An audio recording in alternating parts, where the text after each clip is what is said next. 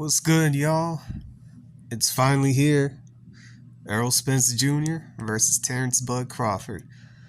The grand breakdown and prediction. Well, guys, I'm here in Las Vegas. First time traveling out of state just for this fight.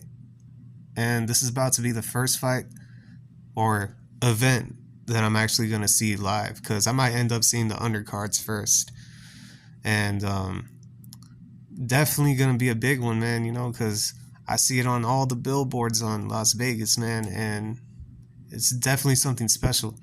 And it's definitely something that I can actually take in as a memory, when I get older and all the kids are gonna gather around. They're gonna be like, man, you didn't even go to Errol Spence versus Terence Crawford fight. Yes, I did. Look it up, little boy. So yeah, man. I mean, this is gonna be a great fight, man. Both guys made weight earlier today.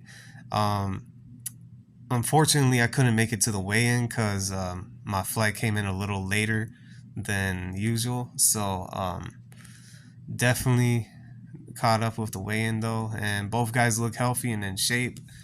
There wasn't really that much animosity as there was like in the press conference yesterday. So psychologically, I think both guys are zeroed in now. And I've had this prediction in my mind for years. And y'all are about to see it or hear it today.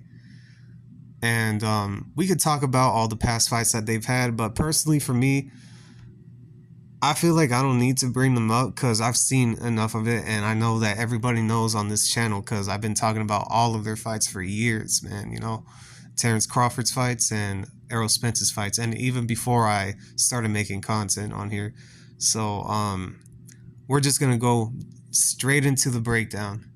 And Errol Spence, 5'9", 5'9.5", I don't know, but I'm definitely gonna be able to see how big these boxers are in person, like how their size is compared to me, and we'll get a good measurement, you know what I mean, as to like what their reach is or how their height is, you know what I mean. So well, these guys are probably gonna be in the dressing rooms around that time, so I'm probably not gonna be able to see them until after the fight or something like that, so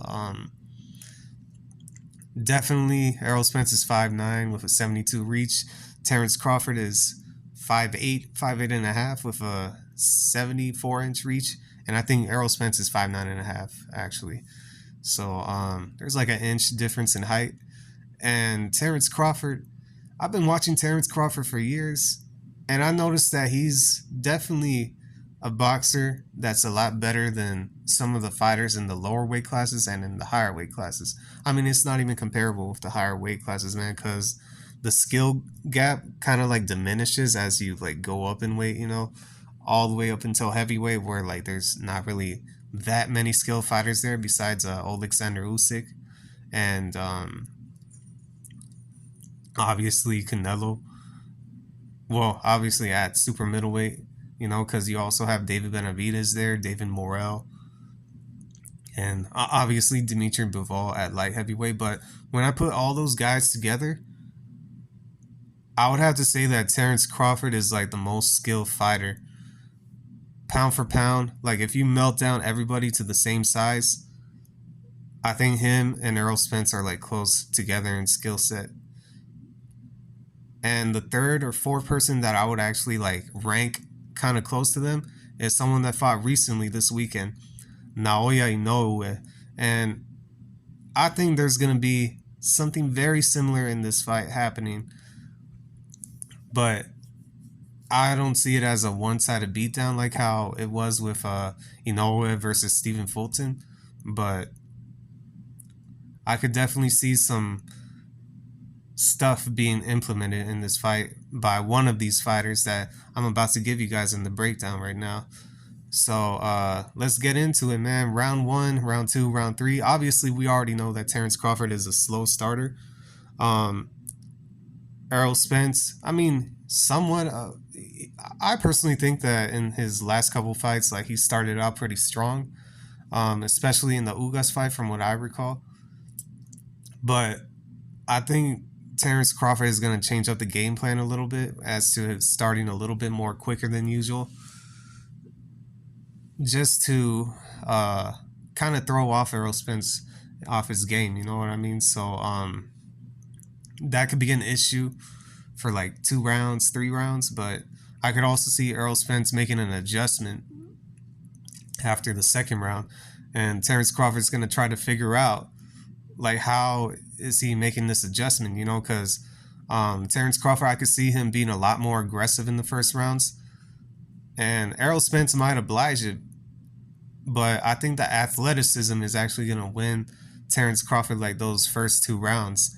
And Errol Spence, I think that adjustment that he's going to make is within range of Terence Crawford, Um, and that's when Terence Crawford is definitely going to have to back off and use his height and reach, He's definitely going to use his reach, because obviously he's smaller in height, but he's definitely going to be using his legs in this fight. And I know that many pundits out there say that Terence Crawford doesn't have the legs that he does at 140. Well, I'm going to say that he does. He's definitely going to use those legs in this fight, personally. I think he is. And he's definitely going to mix it up too, fighting on the inside, because he's a dog, man. Everybody knows that Terence Crawford loves to fight at close range, doesn't have no qualms about it or anything like that. But I also think that Errol Spence has the tools to actually cut off the range and distance of Terence Crawford. And I'm saying that he could definitely cut off the ring off of Terence Crawford. And it might not happen within like the first the first 3 rounds after the second round, because I said that Errol Spence was going to make an adjustment, and then Terence Crawford was going to make a counter adjustment as to using his legs now within round 3, 4, and 5. So I think Errol Spence is definitely going to have to go to the body, obviously. He's definitely going to be going there from the first round all the way up until this fight finishes. But I think those are going to be taking an effect long term, but also not just the body attack, just like the prolific punches or anything like that, but how he's varying it up, behind the southpaw jab. And he's definitely going to have to be careful with Terence Crawford's switch hitting, because Terence Crawford's switch hitting is very problematic in this fight. But I think there's an issue with it when he's transitioning. Although those transitionings are hidden well, I think Errol Spence has a way of using his footwork. And I'm not saying that he's Pernell Whitaker or anything like that, but he has a way of beating. I think he could beat Terence Crawford to a certain spot when he's transitioning from southpaw to orthodox. And that's when he'll be able to cut the ring off of Terence Crawford, or cut that distance, you know what I mean?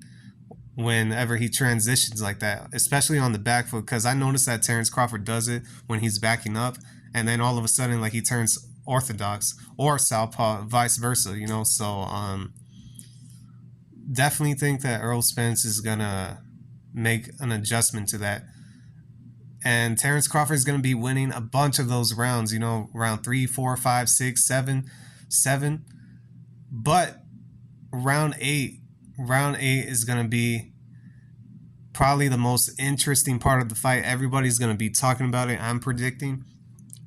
And it's going to shock everybody. Like, everyone is going to be off their seats by that time when that certain thing happens. I could see one of these guys getting hurt in this round, whether it be Errol Spence or Terence Crawford. And Errol Spence could end up having a mental lapse like he did with the Ugas fight, and Terence Crawford could have a mental lapse too, like he did with the Mean Machine fight. Obviously that was a knockdown. That should have been counted as a knockdown, but this is where the fight could go either ways, and their willpower is definitely going to be taken into consideration. And looking at these guys as a resolve, Errol Spence with the car crash, Terence Crawford during his days, like when he was in Omaha, and I heard about the bullet that grazed his head, So these guys have some experiences outside of the ring. And I think Errol Spence could end up getting hit with something, but his resolve is just going to power through that. I think Terence Crawford is actually going to make Errol Spence like, how do I put this? He's going to set up he's going to set up Errol Spence with a trap. And I think it's going to be that lead uppercut. And that lead uppercut is going to buzz Errol Spence like it did in the Ugas fight. But I think Errol Spence's resolve, everything that he went through throughout the entire course of that whole situation that happened in 2019, I think he's going to power through that and come back at Bud with something. Because Bud, by the time it's round 8, he's going to get tired. I'm betting that his stamina is going to go down from all of those body shots and from the mentality that he sees Errol Spence doing, the mentality that Errol Spence has, coming back from getting hurt. And I think that might do something to Terence Crawford within like the next 3 rounds. And round 8 is definitely going to be a pivotal moment in the fight, because I could see that being the round where Errol Spence starts to take over again. And the reason why I say for the next 3 rounds is because that's when Errol Spence is going to start beating on Terence Crawford, going to the body, jabbing him, out-jabbing him, finding out Terence Crawford's angles, whenever he loops. Because I noticed that when Terence Crawford loops, a lot of his shots, they're very awkward angles, but I think Errol Spence has a way to punch through the middle, you know what I mean? Like, because Terence Crawford has his head out, like his defense is not good whenever like he's throwing that volume of punches, when he's looping those shots, especially when he's fighting on the inside or like at close range, mid-range, inside. I think there's going to be a moment where Errol Spence is going to notice that Terence Crawford is standing now, like how he was in the first 2 rounds, 2 or 3 rounds. And his legs are not going to be there anymore. So I think the body shots throughout the entire fight are definitely going to take a course. And that's when the toll is going to come. And I could see a moment like how it happened in the Naoya Inoue fight versus Stephen Fulton, where the jabs to the body are going to be a problem within those last 3 rounds. 9, 10, 11. And I think Errol Spence in the 11th round might end up catching Bud with something. And Bud is not going to take it, you know what I mean?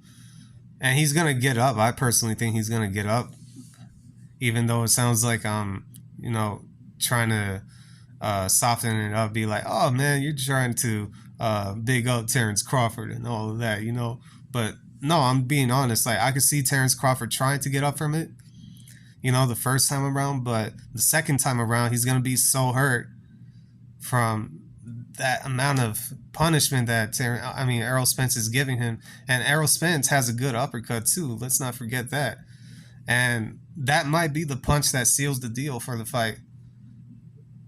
And that could be the punch that seals the deal for Terence Crawford on Errol Spence. Both of these guys' uppercuts, I think, could end the fight.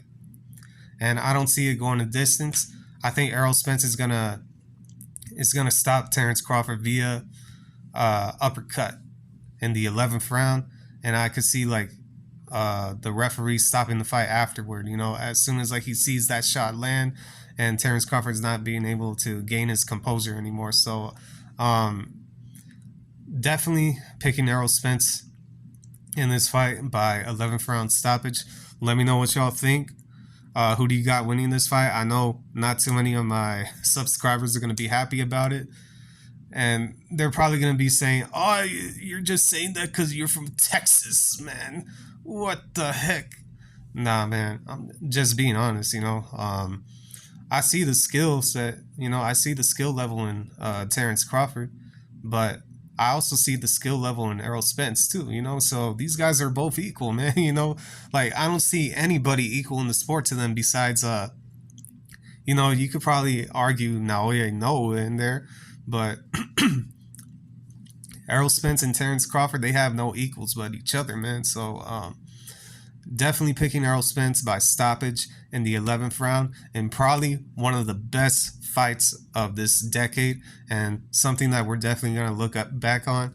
So it could turn out that way. It could end up going a distance, but personally, for years, I always thought that this fight was going to end in a stoppage. So let me know what y'all think. This is the grand breakdown and prediction of Terence Bud Crawford versus Errol Spence, or Errol Spence versus Terence Bud Crawford. So, yeah, man, those are my thoughts on it. Let me know what y'all think. Who are you picking in this fight? Whether we agree or disagree, let me know, like, what I'm missing, in my prediction if you're picking Errol Spence, or what do you have to refute against me, like if you're picking Terence Bud Crawford, because that's not too bad, like I don't really hold it against anyone picking Terence Crawford, man, because Terence Crawford has every capability to hurt Errol Spence, but personally I think Errol Spence has always been the bigger guy, and physicality too plays a role, but skill set as well, man. Let's not forget that. Don't just be enamored by the size and all that. But anyways, those are my thoughts on it. Let me know what y'all think. It's gonna be a great fight. We'll be attending. If y'all see me, hey man, holler at me, man. You know what I mean? Just say what's up and then go back to your family, and chill and watch the fight, man, because we're gonna be talking about this many years down the line. So let me know what y'all think. I'm out. Peace.